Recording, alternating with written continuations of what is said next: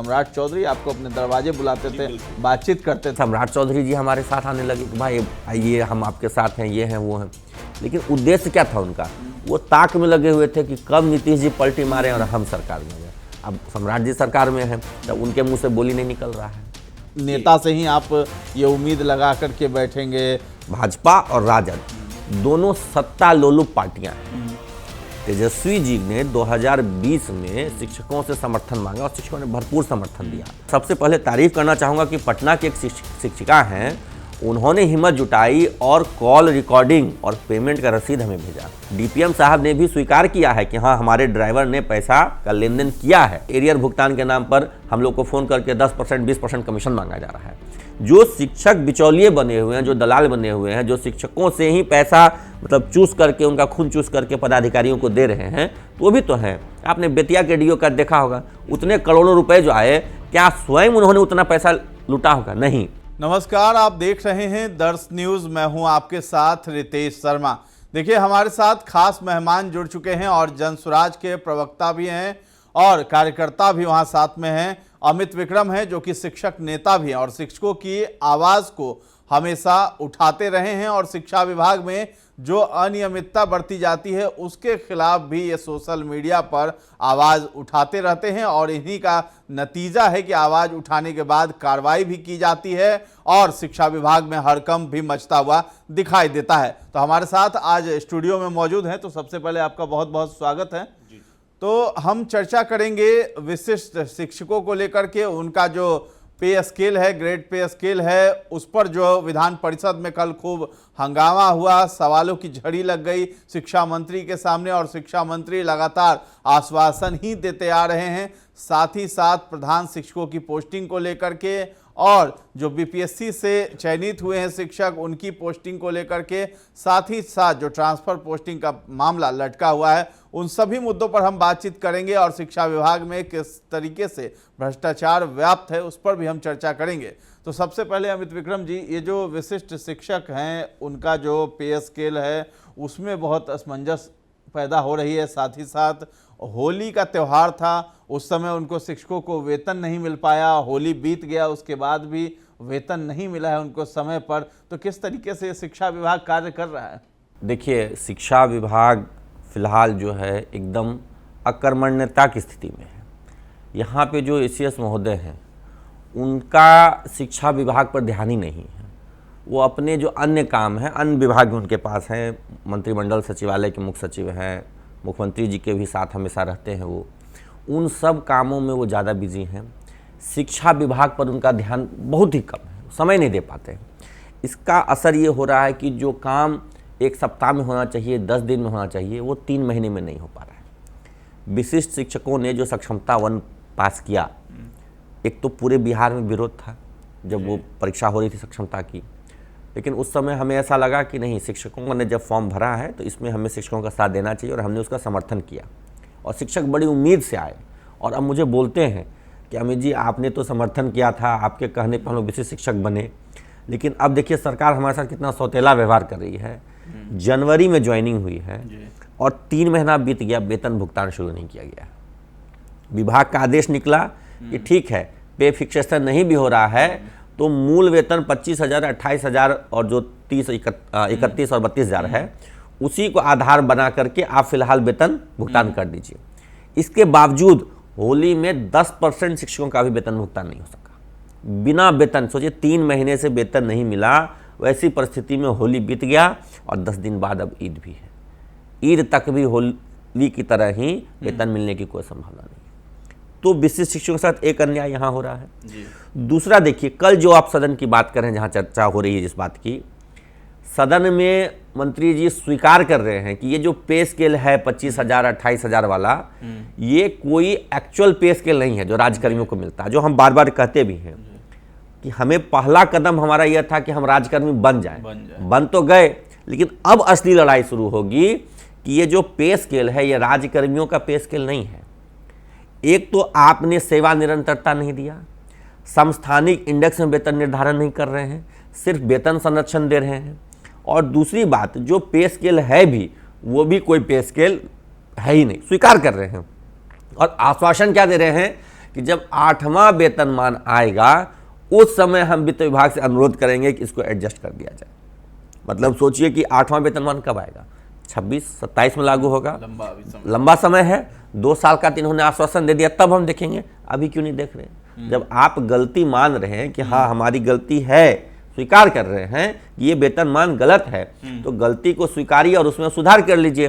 तत्काल रूप से वेतनमान की घोषणा कीजिए और समस्थानिक इंडेक्स में जिस भी वेतनमान में आप उनको एडजस्ट करेंगे उसके समस्थानिक इंडेक्स में उनका फिक्सेशन होना चाहिए। यदि कोई शिक्षक 9वें इंडेक्स में है, मतलब पहले इंडेक्स के मतलब जो लेवल 1, 2, 3 बना हुआ है उसके 9वें इंडेक्स में है, तो उसका वेतन निर्धारण जो भी वेतन मानता है उसके 9वें इंडेक्स होना चाहिए। कोई 11वें में है, 12वें में है, तो उसका उसी इंडेक्स होना चाहिए।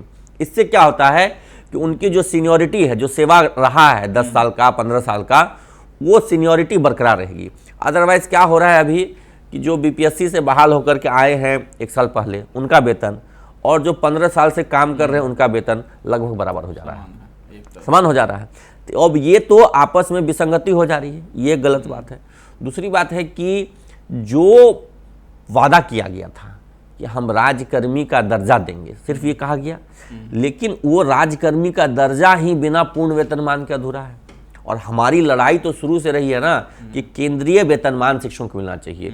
जो वेतनमान केंद्रीय विद्यालय, नवोदय विद्यालय, यहाँ तक कि बिहार सरकार के ही सिमुलतल्ला आवासीय विद्यालय मिल रहा है।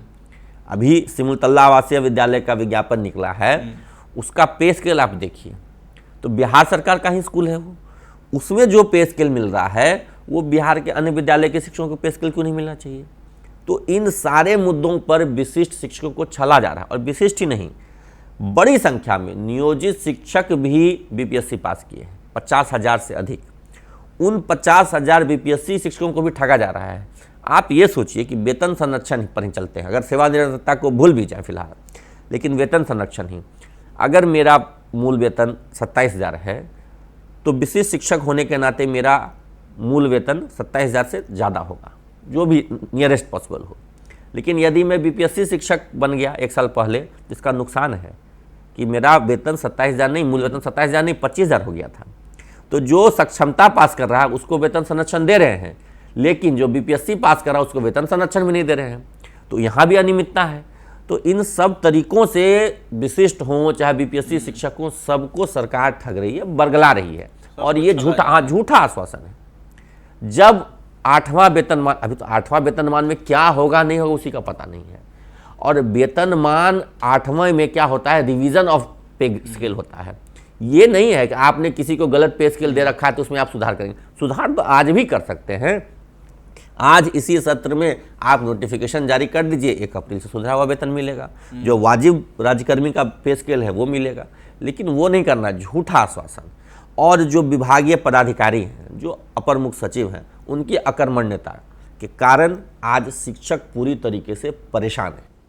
वाकई परेशान किया जा रहा है। और ये जो तुरंत जो कार्रवाई होनी चाहिए वो कार्रवाई नहीं की जा रही है और लंबा इसको खींचा जाता है, मतलब राजनीतिकरण किया जा रहा है। जब सत्ता में, आप ही ने आरोप लगाया कि जब सत्ता में रहते हैं कोई तो वो जो है शिक्षक का काम नहीं करते हैं, और विपक्ष में आते ही जो है शिक्षक का ही गुणगान करने लगते हैं कि उनके साथ बहुत अत्याचार हो रहा है, अन्याय हो रहा है, हम उनकी आवाज़ उठाएंगे, हमको सत्ता में लाइए। आपने उदाहरण दिया था सम्राट चौधरी इन लोगों का, और उसके साथ ही साथ तेजस्वी यादव का भी आपने उदाहरण दिया, कहा कि तेजस्वी यादव ने भी हम लोगों से मुलाकात की और कहा कि हम सत्ता में आएंगे तो आपको न्याय दिलवाएंगे। और जब सम्राट विपक्ष में थे, जब नीतीश कुमार और तेजस्वी एक साथ थे, तो सम्राट चौधरी आपको अपने दरवाजे बुलाते थे, बातचीत करते थे। और उसके बाद अब सत्ता में है तो शिक्षक की वही समस्या बरकरार है, बस धीरे धीरे जो है काम को बढ़ाया जा रहा है।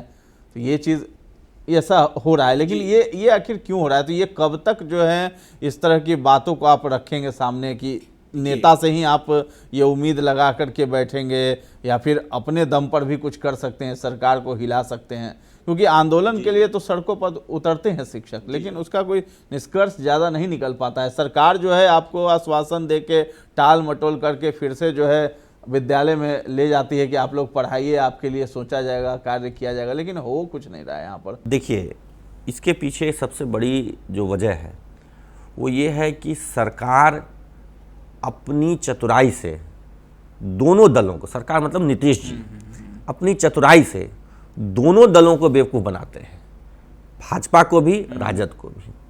भाजपा और राजद दोनों इस आस में, इस ताक में लगे रहते हैं कि कब नीतीश जी पलटी मारे, हमारे साथ आ जाए। तेजस्वी जी ने 2020 में शिक्षकों से समर्थन मांगा और शिक्षकों ने भरपूर समर्थन दिया, स्वयं वोट दिया, अपने परिवारजनों मित्रों से वोट दिलवाया, जिसका परिणाम है कि उन्हें इतनी ज़्यादा सीटें मिली। लेकिन जब वो सत्ता में आए, या कहिए सत्ता में आने के लिए उन्होंने क्या किया कि नीतीश जी से समझौता कर लिया सभी मुद्दों पर। डोमिसाइल तेजस्वी जी का इतना बड़ा मुद्दा था कि हम डोमिसाइल लागू करेंगे, और उनके रहते, उनके ही पार्टी के मंत्री के प्रभार में रहते हुए शिक्षक बहाली में से डोमिसाइल हटा दिया गया। शिक्षकों के लिए उन्होंने वादा किया था कि हम पूर्ण वेतनमान देंगे, समान काम समान वेतन देंगे, वो नहीं दिया गया। राज्यकर्मी के लिए एक परीक्षा का उसमें आ गया प्रावधान, वो भी उनके रहते हुआ। उस दौरान सम्राट चौधरी जी हमारे साथ आने लगे कि भाई आइए हम आपके साथ हैं, ये हैं वो हैं। लेकिन उद्देश्य क्या था उनका? वो ताक में लगे हुए थे कि कब नीतीश जी पलटी मारे और हम सरकार में जाए। अब सम्राट जी सरकार में हैं, तब उनके मुंह से बोली नहीं निकल रहा है, सब बात भूल गए, डोमिसाइल भूल गए, शिक्षकों की भलाई सब भूल गए। तो हकीकत ये है, यहाँ जो सत्ता है और विपक्ष है, यानी कि भाजपा और राजद, दोनों सत्ता लोलुप पार्टियां हैं। ये जनता की हितैषी पार्टियां नहीं हैं और शिक्षकों के भी हितैषी नहीं है। शिक्षकों ने भी इस बात को समझ लिया है कि इन दोनों दलों को ना तो सरकार ना तो जनता से कोई मतलब है, ना ही शिक्षा व्यवस्था से मतलब है। इनका उद्देश्य केवल और केवल सरकार में हिस्सेदारी पाना है। अपना मुख्यमंत्री भी नहीं बना सकते हैं लोग, इनकी कोई मंशा भी नहीं है। इनकी मंशा केवल ये है कि किसी तरीके से हम सरकार में शामिल हो जाएं, प्रण लेंगे, मुरेठा बांध लेंगे, आजीवन बांधे रखेंगे, सब प्रण लेंगे, उसके बाद फिर सत्ता मिलते ही सब प्रण टूट जाता है इनका। तो अब इन दोनों दलों से हमें कोई उम्मीद नहीं रह गई है और शिक्षक इस बात को समझ चुके हैं कि अपने दम पर किसी भी राजनीतिक दल के लोभ लालच में आए बिना स्वतंत्र होकर के निर्णय लेना होगा, जिसका आपने सुखद परिणाम भी देखा है। जरूर है कि मैं जन स्वराज पार्टी से और हमारे प्रत्याशी हारे, लेकिन मैं इस बात को बहुत तारीफ करता हूं कि शिक्षकों ने पहली बार एक मत होकर के एक डिसीजन लिया कि नहीं, हम अपने प्रत्याशी को जितवाएंगे, और जितवाया। और इसका पॉजिटिव मैसेज भी सरकार को गया कि नहीं, शिक्षक जाग गए हैं, किसी भी राजनीतिक दल के वो पिछलग्गू बनने को तैयार नहीं, किसी भी राजनीतिक दल से वो बंधने के लिए तैयार नहीं है। ये शिक्षकों ने दिखाया, ये शिक्षकों की एकता की जीत है। ये शिक्षकों ने जो एक डिसीजन लिया कि नहीं, अब हम किसी के भरोसे नहीं हैं, हम अपनी लड़ाई खुद लड़ेंगे, हम अपना प्रतिनिधि खुद सदन में भेजेंगे। तो ये वहाँ पे एक पॉजिटिव चेंज दिखा, और ये पॉजिटिव चेंज आने वाले समय में और ज़्यादा दिखेगा। तो इसका प्रभाव ये होगा कि जो शिक्षकों की बात करेंगे वो सदन में पहुँचेंगे, वहाँ पर उनकी बात को मजबूती से रखेंगे, तब जा कर के उनका हित हो पाएगा। यही शिक्षकों के लिए हितकर भी है और श्रेयस्कर भी है। अभी देखिए, हाल फिलहाल में जो है नीतीश कुमार ने जो है नियुक्ति पत्र बांटा है, वहाँ तमाम मंत्री भी मौजूद थे, भाजपा के भी थे, जदयू के भी थे, और लगभग 60,000 के करीब जो है नियुक्ति पत्र बांटने का काम किया। और इसमें भी जो है आपकी तरफ से ये बड़ा सवाल उठाया गया कि आखिर कितने लोग जो हैं जो बिहार के हैं जिनको की नियुक्ति पत्र मिला है और कितने लोग बाहरी हैं, इसका भी डाटा जो है सार्वजनिक करें, सामने लाएं। तो ये नहीं कर रहे हैं। तो यहाँ डोमिसाइल नीति पर जो है आपने चोट किया है कि डोमिसाइल नीति पे देखें कि सदन में भी खूब हंगामा हुआ है, लेकिन हो कुछ नहीं रहा है। लोग आपस में बस दिखा रहे हैं शिक्षकों को कि हम आपकी आवाज़ उठा रहे हैं, लेकिन होता कुछ नहीं है। मैंने तो स्पष्ट कहा ना कि भाजपा, नीतीश जी तो सर्व विद्यमान है, वो तो हमेशा से वहीं पर है, जहाँ हैं वहीं हैं। दोनों दल भाजपा और राजद दोनों दल बदल करके अल्टा पलटी करके सरकार में आई। दोनों ने कहा कि हम आएंगे, डोमिसाइल लागू करेंगे। एक के रहते हट गया और दूसरे के आने के बाद भी लागू नहीं हुआ। तो डोमिसाइल का जो सबसे बड़ा दुष्प्रभाव हुआ उसको आप देखिए कि अभी जो अनुमानित है कि करीब 2.25 लाख नौकरियां हुई हैं, उन 2.25 लाख नौकरियों में से मैं दावे के साथ कहता हूं कि मात्र 70,000 बिहार के युवाओं को नौकरी मिली है, बाकी बाहरी है। मेरी बात सुन लीजिए। उसके बाद 35% टोटल जो वैकेंसी है, अगर 100 सीट है तो उसमें 35 लोग बाहरी हैं।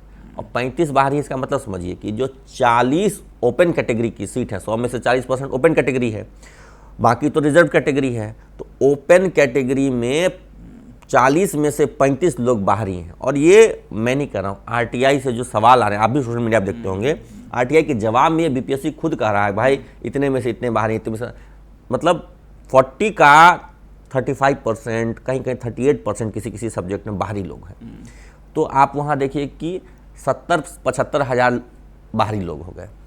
अब जो बाकी 50-60 हज़ार बचे वो खुद पहले नियोजित शिक्षक थे और वो नियोजित से बीपीएससी में चले गए। पहली बारी में तो बहुत ज़्यादा संख्या में गए, दूसरी बारी में भी लोग गए हैं 6 to 8 से हाई स्कूल में, 1 to 5 से 6 to 8 में, इस तरीके से 70 हज़ार के करीब 60 से 70 हज़ार के बीच गए हैं नियोजित वाले। तो एक्चुअल फिगर जो एम्प्लॉयमेंट का ये लोग दे रहे हैं कि हमने 2.5 लाख सरकारी शिक्षकों की बहाली कर दी, उसमें मात्र 70 हज़ार ही बिहार के लड़के लड़कियां हैं और ये पूरी जनता को बेवकूफ़ बना रहे हैं। इसका कारण 2 हुआ। पहला तो डोमिसाइल है कि बाहरी लोगों को ले आए इतना ज़्यादा संख्या में, यहाँ के लोग लड़के बेरोजगार हैं। दूसरा कि जब इनको विशिष्ट शिक्षक बनाना था, सक्षमता परीक्षा लेनी थी, तो ये बीपीएससी वालों परीक्षा में नियोजित शिक्षकों का फॉर्म भराना ही नहीं चाहिए था। नियोजित शिक्षकों के ऊपर प्रतिबंध होना चाहिए था कि आप जहाँ हैं कम से कम समान वर्ग में तो मत जाइए। 1 to 5 वाले 1 to 5 में चले गए, 6 to 8 वाले 6 to 8 में चले गए, ये तो नहीं होता। तो वो जो सीटें थी वो तो हमारे बेरोजगार भाइयों को मिलता, तो वो भी सरकार ने नहीं किया। तो नियोजित शिक्षक 1/3 सीट खा गए, 1/3 सीट बाहरी खा गए, 30% मात्र बिहार के बेरोजगार लड़के लड़कियों को नौकरी मिली। और इसका दुष्परिणाम इतना ज़्यादा है कि आप देखिएगा कि लोग खेत बेच करके, कर्ज लेकर के बीएड डीएलएड किए, लड़के किए हैं और हम लोग से लगातार संपर्क में रहते हैं, लेकिन उनको अब किसी राजनीतिक दल पर विश्वास ही नहीं है, क्योंकि दोनों ने ठग लिया। राजद ने ठग लिया, फिर भाजपा ने भी ठग लिया। अब वो कहते हैं हम किसके पास जाएं। मैं जरूर जनसुराज पार्टी से हूँ, लेकिन मैं इस बात को स्वीकार करता हूँ कि बिहार के युवाओं को अब किसी पार्टी पर विश्वास नहीं रहा, किसी नेता पर विश्वास नहीं हो रहा है। उनको लगता है कि जो आएगा हमको ठगेगा ही। निराशावादी माहौल हो गया है। यहाँ जो इतनी पलायन हो रहा है, यहाँ से जो लोग भाग रहे हैं, क्यों? क्योंकि किसी को विश्वास ही नहीं है कि यहाँ कोई ऐसा नेता होगा जो बिहार को बदलेगा, बेहतर बनाएगा। वो सब ठगे जा रहे हैं, हर साल ठगे जा रहे हैं। 5 साल में 2 बार ठगे चल गए। एक बार तो राजद ने ठग लिया, फिर भाजपा ने कहा कि हम आएंगे तो हम दिला देंगे, लागू करा देंगे, वो भी सरकार में आ गई, उसने भी नहीं किया। तो हर तरह से युवा ठगा रहा है, शिक्षक ठगा रहे हैं। और ये बिहार के जो भी स्थापित दल हैं उनको ये समझना होगा कि बहुत लंबे समय तक आप जनता को बेवकूफ़ नहीं बना सकते हैं, युवाओं को खास करके आप बेवकूफ़ नहीं। शिक्षित युवा है। बीपीएससी के प्रोटेस्ट में आपने देखा कितनी भीड़ यहीं गांधी मैदान में जमा हुई थी, कितना हुजूम लगा था। वो कौन थे वो युवा? उन युवाओं के अंदर आक्रोश है, उन युवाओं के अंदर गुस्सा है इस सिस्टम के खिलाफ। वो गुस्सा कब फूट पड़े, कब वो निकल के सामने आ जाए, कोई नहीं जानता है। आज का युवा जो है बिहार में, वो या तो निराशा में जी रहा है या आक्रोश में जी रहा है। और निराशा आक्रोश में और आक्रोश निराशा में कब बदल जाए कहना मुश्किल है। जाइए महेंद्रू, सब्जी बाग, ये सब मोहल्ला देखिए, कैसे कैसे कमरे में युवा तैयारी कर रहे हैं, पेपर लीक हो जा रहा है, डोमिसाइल हट जा रहा है। तो ये सबसे बहुत निराशावादी माहौल है और युवा खास करके सभी राजनीतिक दलों से बहुत नाराज हैं।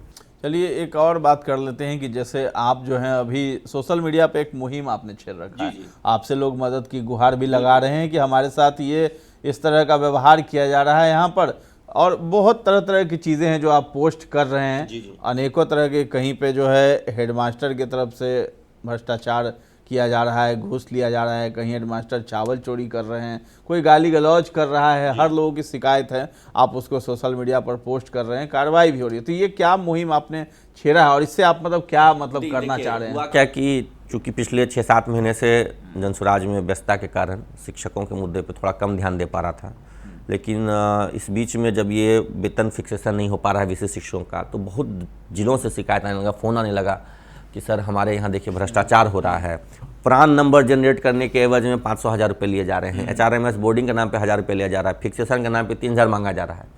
तो हमें लगा कि अचानक इतना भ्रष्टाचार कैसे बढ़ गया। इतना तो मतलब हम लोग साल भर पहले नहीं सुन रहे थे। के पाठक साहब जब थे, अच्छी एक बात थी कि उसमें सब भ्रष्टाचारी सब साइड हटे हुए थे, लेकिन जब से ये सिद्धार्थ जी आए हैं, भ्रष्टाचार का बोलबाला हो गया है, एकदम बोलबाला। दलालों की संख्या में भारी वृद्धि हो गई है।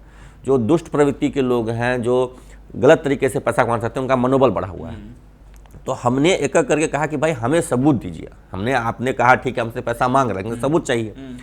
तो मैं सबसे पहले तारीफ करना चाहूँगा कि पटना की एक शिक्षिका हैं, उन्होंने हिम्मत जुटाई और कॉल रिकॉर्डिंग और पेमेंट का रसीद हमें भेजा कि पटना डीपीएम के ड्राइवर फ़ोन करके हमसे पैसा मांगे और देखिए हमने पैसा भेजा भी है, कॉल भी हमारे पास रिकॉर्डिंग है, आपने हमसे मांगा है तो हम आपको दे रहे हैं।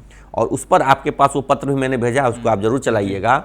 डीपीएम साहब ने भी स्वीकार किया है कि हाँ हमारे ड्राइवर ने पैसा का लेन देन किया है, उस पर कार्रवाई की बात उन्होंने कही है। अब क्या कार्रवाई होती है इस मामले में हम लोग बाद में देखेंगे, लेकिन उन्होंने स्वीकार किया है।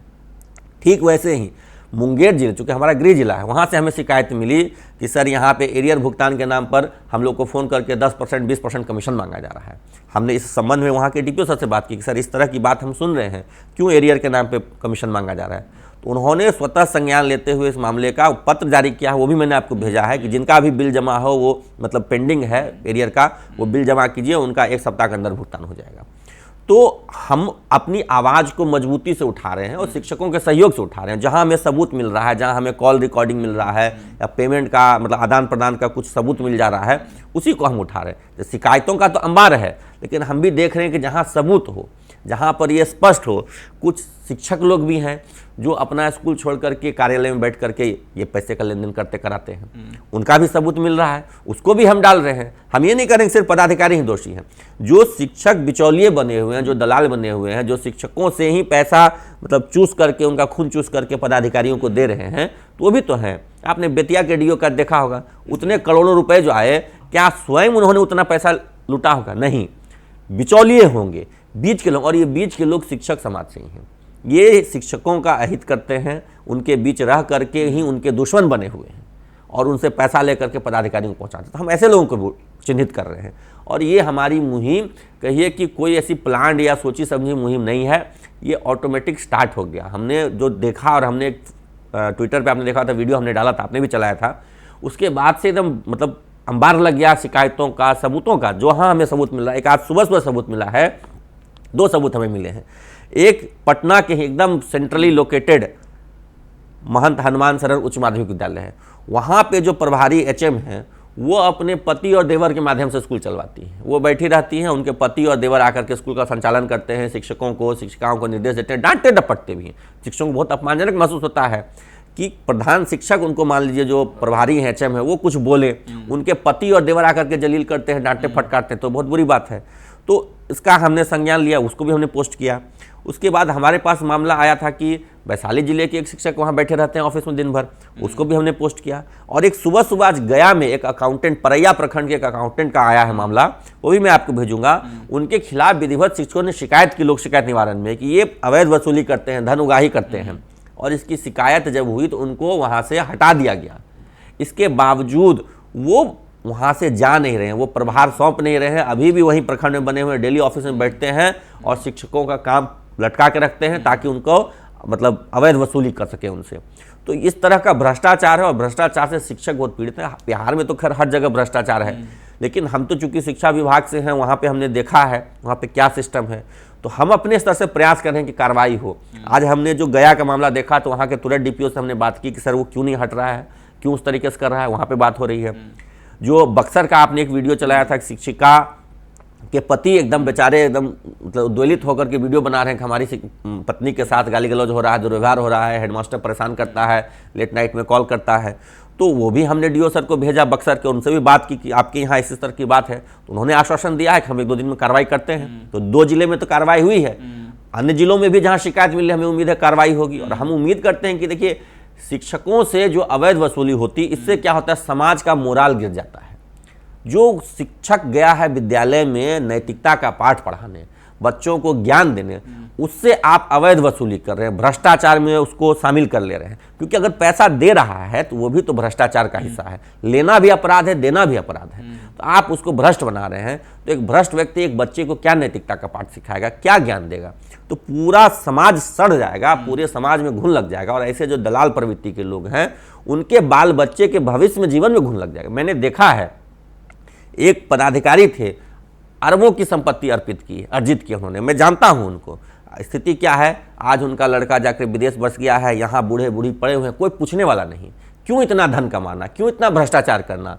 आखिर किसके लिए आप कर रहे हैं? शिक्षकों का खून चूस रहे हैं, उनकी बददुआ आपको लगेगी तो आपका जीवन बिल्कुल नर्क हो जाएगा, कहीं आके आप नहीं रहेंगे। समाज को बचाइए, बच्चों को बचाइए, शिक्षकों का शोषण बंद कीजिए। अच्छा, एक और ये सवाल है कि जनसुराज में तो आप जुड़े हैं और प्रशांत किशोर जो हैं वो शिक्षकों को लेकर के आगे क्या करने वाले हैं, और एक और सवाल है आपका ही है पर्सनल कि आपने अपनी नौकरी खो दी। के पाठक जब आए थे उस समय भी आप सस्पेंड हुए थे और उसके बाद आपको अब जो है नौकरी अपनी खोनी पड़ गई है। बहुत साजिश, वो भी हमने अपने चैनल पर चलाया था, किस तरीके से साजिश के तहत पूरी फौज आ गई थी और आपका पूरा रिपोर्ट वो तैयार हुआ, किस तरीके से हटाया गया, जवाब मांगा गया, ये सब चीज़ें हुआ, स्पष्टीकरण मांगा गया। तो अब जो नौकरी आपकी खो गई है तो उसको आप पाने के लिए कुछ कर रहे हैं, किस तरीके से वो नौकरी आएगी, क्या सरकार हारेगी, कोर्ट में आप गए हैं, क्या कुछ वहाँ हुआ? और प्रशांत किशोर जो हैं अब शिक्षकों के मुद्दे को लेकर के क्या आगे उनकी रणनीति होगी और बिहार को लेकर के वो अब क्या करने वाले हैं? पहला सवाल तो जो मेरा निजी है, तो मैं इस मामले में कोर्ट में गया हुआ हूँ, सुनवाई हुई है, सरकार को नोटिस गया, सरकार ने अभी तक जवाब नहीं दिया है। कानूनी प्रक्रिया है, फिर दो महीने बाद उसका होगा और मैं लगा हुआ हूँ। देर लगेगी लेकिन मैं उस पर अडिग हूँ कि वो केस जीतना है और जीतना तय है, उसमें कोई कहीं संदेह नहीं है। अब आगे बात जनसुराज पार्टी के प्रशांत किशोर जी का शिक्षा और शिक्षकों के प्रति क्या सोच है। मैंने पूर्व में भी एक बार बताया था कि ये जो पूरी शिक्षा व्यवस्था है, इस पूरी व्यवस्था को बदलने का क्रांतिकारी परिवर्तन का सोच रखती है। इधर भी प्रशांत जी कहीं यात्रा में थे तो उन्होंने कहा है बहुत स्पष्ट तौर पे कि हमारा जो मॉडल ऑफ एजुकेशन होगा वो वर्तमान मॉडल ऑफ एजुकेशन जो एग्जिस्ट कर रहा है उससे बहुत डिफरेंट होगा। हम क्या करेंगे तो हम नेतरहाट मॉडल के स्कूल्स बनाएंगे। अगर बिहार में 534 प्रखंड है, अभी आप स्वयं इस चीज़ को महसूस कीजिएगा, मैं भी महसूस करता हूँ कि अगर मैं अपने बच्चे को किसी सरकारी स्कूल में पटना में पढ़ाना चाहूँ तो हमारे आसपास में कोई एक ऐसा स्कूल नहीं है जहाँ हम उसका स्वेच्छा से जाके एडमिशन कराएं। मजबूरी में करा सकते हैं लेकिन स्वेच्छा नहीं होती है कि किसी स्कूल में एडमिशन करा दें।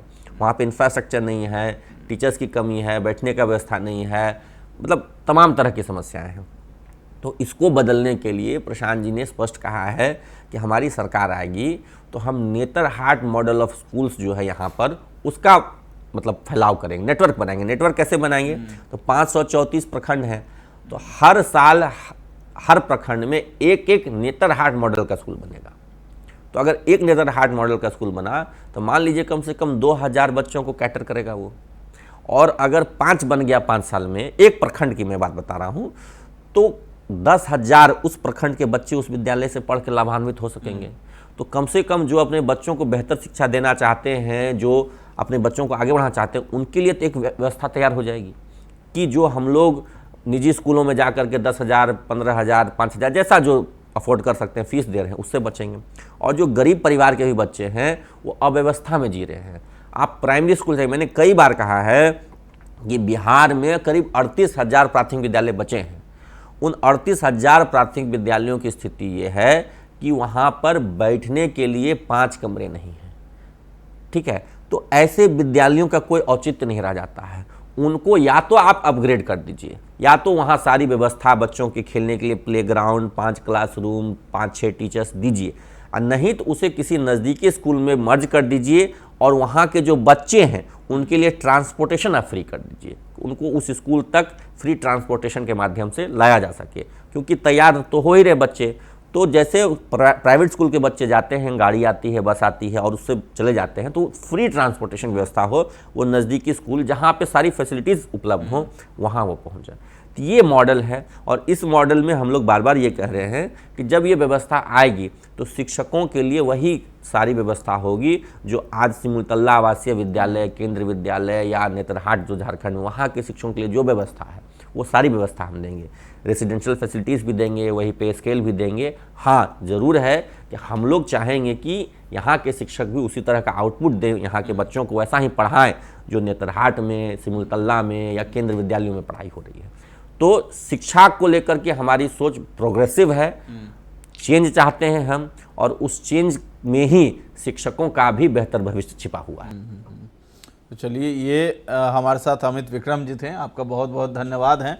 हमने हर एक टॉपिक पर जो है बातचीत की है। विशिष्ट शिक्षकों के साथ जो दुर्व्यवहार किया जा रहा है, उनका जो वेतन है पे स्केल है उस पर जो है फोकस नहीं किया जा रहा है और अभी तक स्पष्ट नहीं किया गया है सरकार की तरफ से। साथ ही साथ जो वेतन अभी लंबित है, 3 महीने से उन्हें नहीं मिला है वेतन, होली जैसे पर्व पर भी नहीं मिला है और आगे भी यही उम्मीद लग रही है कि उन्हें ईद तक भी पैसे नहीं मिलेंगे और तमाम इस तरह के मुद्दों पर बातचीत की है। और जो भ्रष्टाचार व्याप्त है शिक्षा विभाग में उस पर हमने बातचीत की है और इन्होंने एक मुहिम छेड़ रखी है, जनसुराज से जुड़े हैं ताकि शिक्षा का जो मॉडल है वो नए तरीके से बिहार में लागू हो और सत्ता परिवर्तन के लिए जनसुराज में जुड़े हैं ताकि बिहार का कुछ बढ़िया हो सके आगे चल करके। और जिस तरीके से बिहार हमेशा पीछे से चलता आया है वो अब आगे कहीं रेस में दौड़ने को आगे आएगा जब जनसुराज की यहाँ पे सरकार बनेगी, ऐसी उम्मीद की जा रही है यहाँ पर। और ये अमित विक्रम थे हमारे साथ, तमाम मुद्दों पर हमने चर्चा की है। फिलहाल इस कार्यक्रम को हम लोग यहीं पे विराम देते हैं। आपको कैसा लगा है ये सब हमें कमेंट सेक्शन में जा करके जरूर बताएं और हमारे चैनल को अब तक सब्सक्राइब नहीं किया है तो जरूर कर लें। धन्यवाद।